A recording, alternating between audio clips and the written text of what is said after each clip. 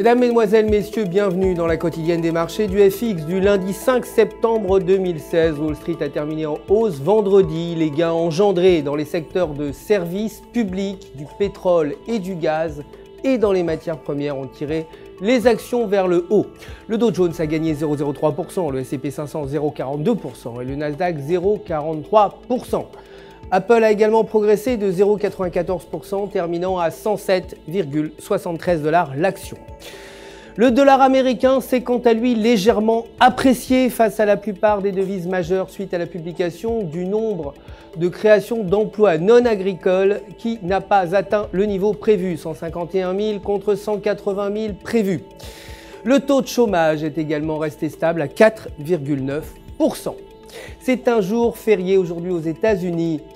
L'or de son côté a progressé de 0,84%, terminant à 1325 $ l'once, et le pétrole brut a également progressé de 1,61%, clôturant à 44,20 $ le baril. Côté devises, l'euro s'est déprécié face au dollar, terminant à 1,1153. Techniquement, selon le graphique de 30 minutes, la paire s'échange dans un canal de résistance à 1,1210 et le support à 1,1120 $. Si la paire franchit la phase supérieure du canal, elle pourrait atteindre les alentours de 1,1340, tandis qu'un repli sous la phase inférieure l'entraînerait vers 1,1050.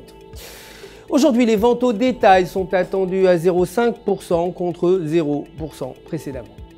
La livre sterling, pour sa part, s'est appréciée face au dollar, terminant à 1,3293 $. Les investisseurs restent prudents face à la publication très anticipée du rapport américain sur l'emploi qui est attendu plus tard dans la journée.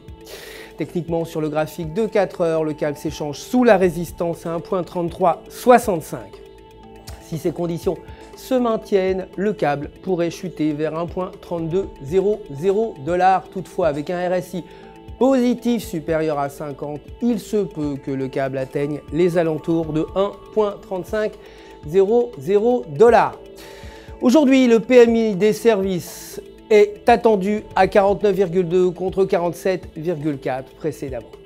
C'est tout pour aujourd'hui, merci de nous avoir suivis, je vous retrouverai demain matin pour la suite de l'actualité des marchés, vous le savez, d'ici là restez en notre compagnie sur www.ufx.com pour tous vos besoins de trading et vous le savez, un conseiller personnel est là si vous avez des questions.